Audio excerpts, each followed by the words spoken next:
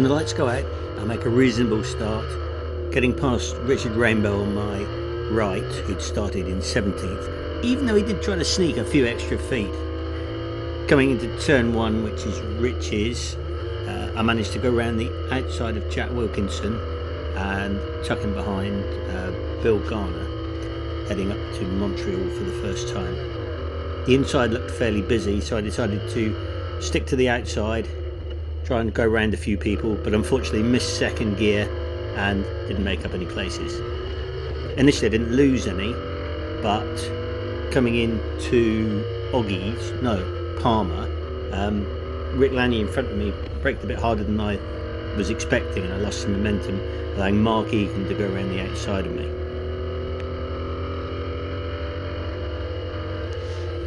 Heading down to Agostini, I could see Steve Bailey on my inside, so I had to go a little bit defensive. Managed to keep him behind me, and in fact he got taken by Jack Wilkinson on the outside.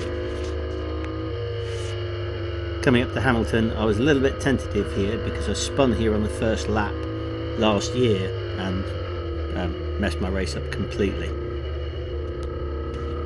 I've struggled with that corner all the time and never seemed to quite get it right. And here we are going through Williams onto the Bentley Straight for the first time, and I'm a little bit far back for the toe.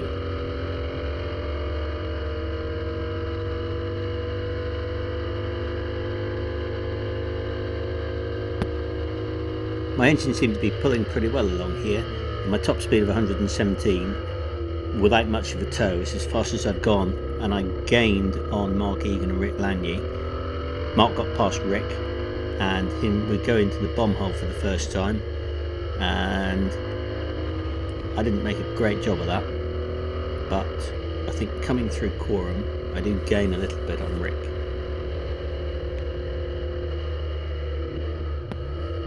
Murray's is another corner I've struggled with, but on this occasion I don't make a bad job of it and come out onto the start-finish straight behind Rick, but with Jack Wilkinson behind me and gaining.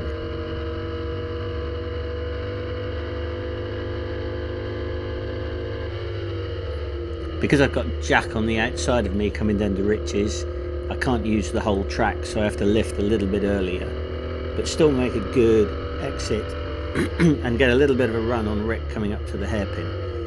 I make a tentative look up the inside and actually find second this time, so it's a lot better, and I'm right behind him as we come down to Palmer.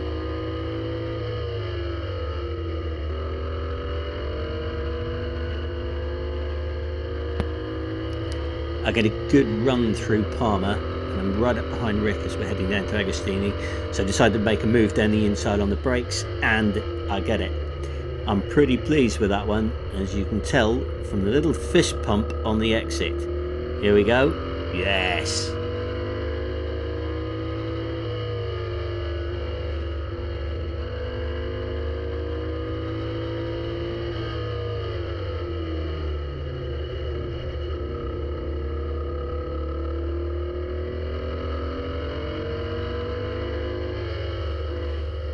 Having got past Rick, I can see Mark and Bill Garner a little way ahead, so I just need to concentrate on keeping it clean and tidy, and I'll hopefully catch them.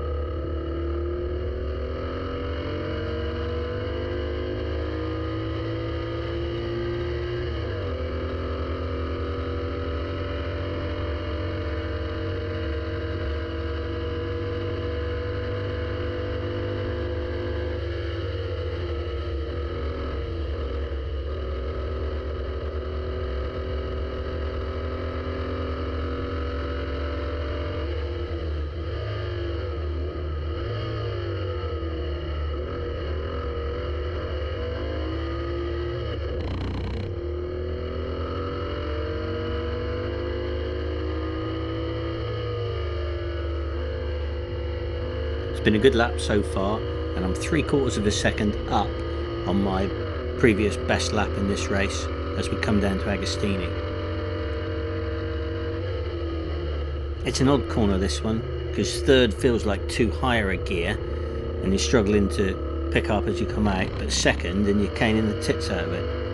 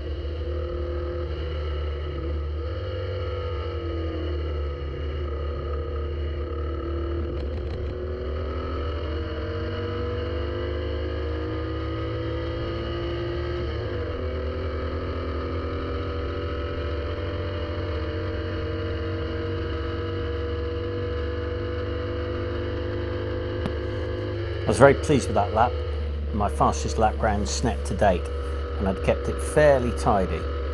This lap, starting off slightly better, as I'm a tenth up, or over a tenth up, coming down to the hairpin. Tim Probert, just ahead, has obviously had a moment somewhere and lost some places, so it'll be nice to get past him.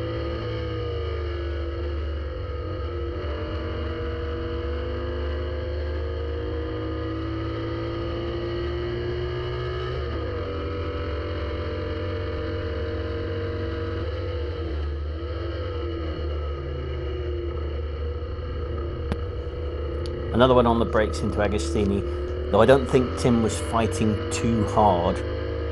Still, it's a place made up, and that'll do me.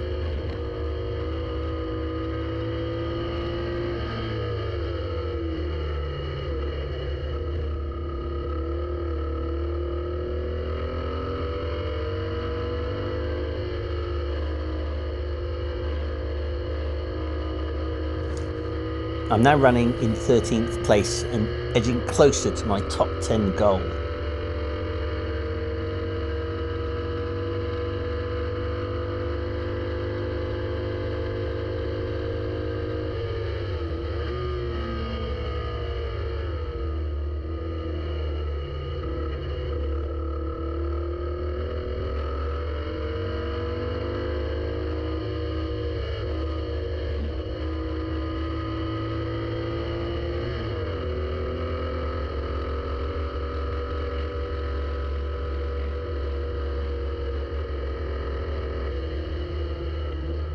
I've made a good job of quorum and I'm nearly a second up as I come into the last corner, but get it slightly wrong and lose all that time.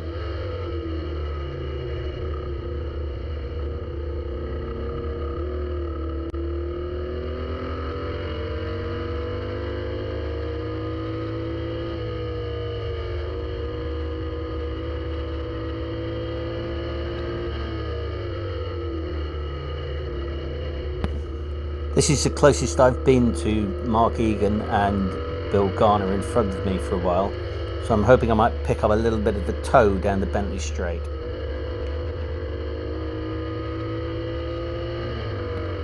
Instead, I don't make a great job of Williams and lose some ground, and ending up giving Tim a tow down the Bentley Straight, allowing him to breeze past me as we approach Brundle.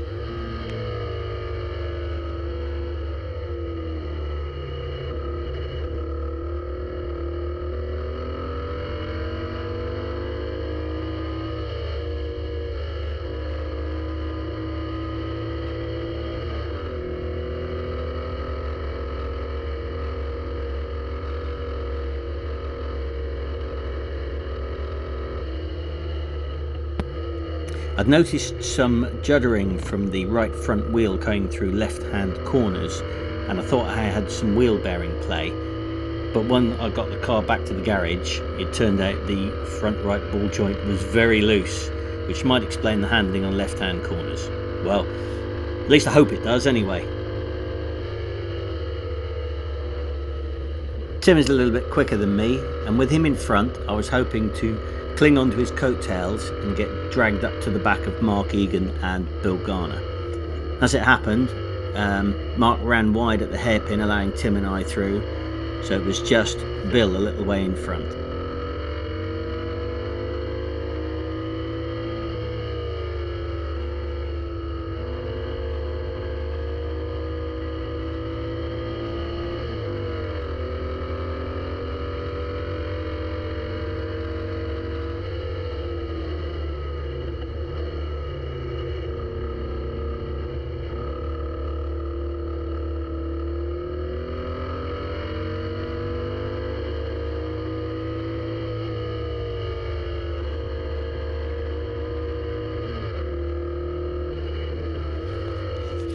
Both Tim and Bill put a wheel on the dirt coming out of Oggie's, which allowed me to gain up a little bit.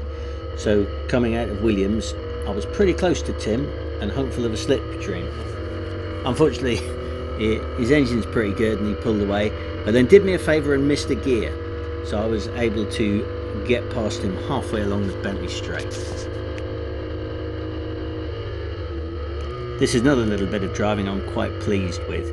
Tim was on the inside, so I gave him room, but coming into Nelson, I decided to turn in a little bit later, forcing Tim a little wide, and I kept the place. So this isn't me patting the car for being a good car. This is me thumping it because the misfire's back. A lap and a bit to go, and the misfire has returned.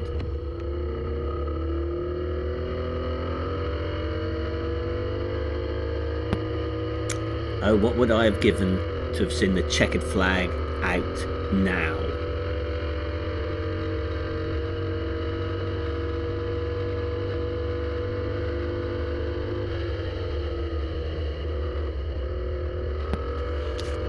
For the rest of the last lap, I was something of a sitting duck.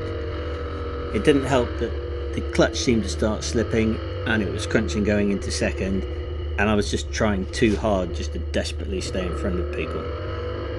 Tim gets by me on the exit of the hairpin before Jack does the same thing, coming into what was it, Palmer.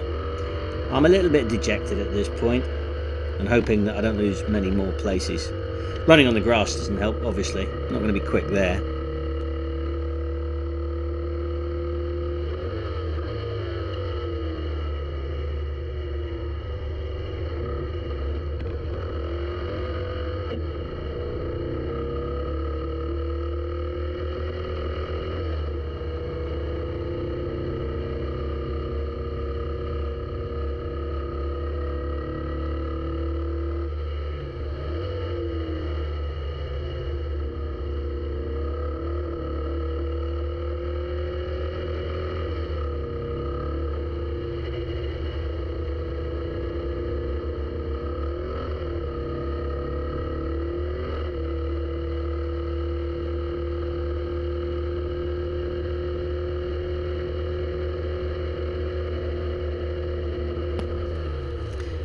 As you can see in here by now, it's barely running. And there's nothing I can do.